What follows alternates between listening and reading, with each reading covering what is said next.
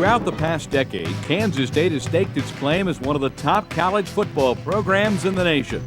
During that time, Kansas State is one of only 4 programs in the nation to have a run of 8 consecutive 9-win seasons and 8 straight bowl trips. During the past 6 seasons, Wildcats have consistently been ranked among the top 10 teams in the country. And since 1996, only Bobby Bowden at Florida State has won more games than Kansas State's Bill Snyder.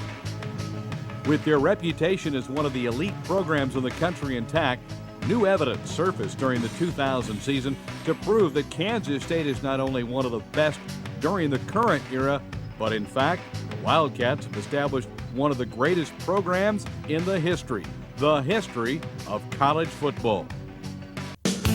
Kansas State's run to its 4th consecutive 11-win season began in front of 77,000 fans at Kansas City's Arrowhead Stadium. The Wildcats rolled over the Big Ten's Iowa Hawkeyes in the Eddie Robinson Classic with a 27-7 victory that showcased what would be another strong Kansas State defense. They move Casper in motion to the near side. I formation behind Mullen. They turn, play action fake, looking downfield. Now looking over the middle field, gets hit and dropped. Chris Johnson brings him down. Johnson with the first sack of the game for Kansas State. Back to throw is Mullen. Now being rushed, trying to step up to elude the rush. Gets hit, goes down. Chris Johnson jumps on his back along with Monty Beisel. Back to throw is Scott. Looks, gets hit, drilled by Monty Beisel, brings him down. A sack for Beisel at the 15-yard line. It was fun, we got to play in the NFL stadium and experience that whole atmosphere. And it was a hot, Saturday afternoon, and we went out there and played well. We went out there and opened up the season with the kind of game we wanted to play, and we went out there and proved that we're ready for the season.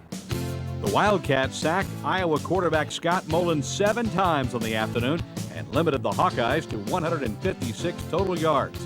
In fact, the Cats didn't allow Iowa into K-State territory until late in the second quarter. The offense scored on its first possession of the season as Jonathan Beasley and Martez Wesley set up the first score with this 60-yard pass on the 3rd play from scrimmage. Back to throw is Beasley. Sets, looks, guns a pass, looking for Wesley. Makes a catch, 30-yard line. Wesley, 25, 20, 15, 10, 5. Martez tripped up at the 3-yard line. Martez Wesley with the first big play of the year for Kansas State.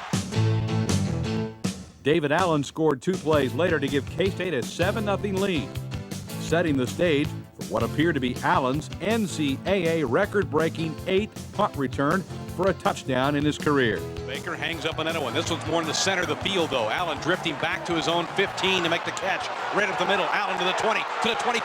Allen to the 30, 35. Cuts outside. David Allen's off and running to the 50, 40, 30, 20, 15, 10, 5. Touchdown, and the record is his. The record is his for David Allen, but hold on. There's a flag on the play. Back at the 15-yard line.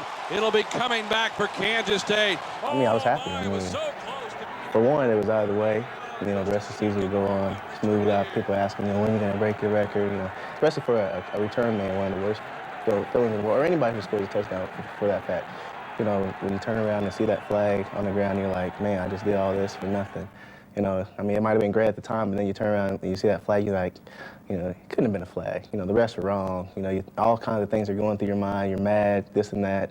It's just, that takes that, that great feeling all away from you. The Wildcats still got a field goal on the possession as they opened up a 17-0 halftime lead and cruised to a 27-7 victory to claim the Eddie Robinson Classic.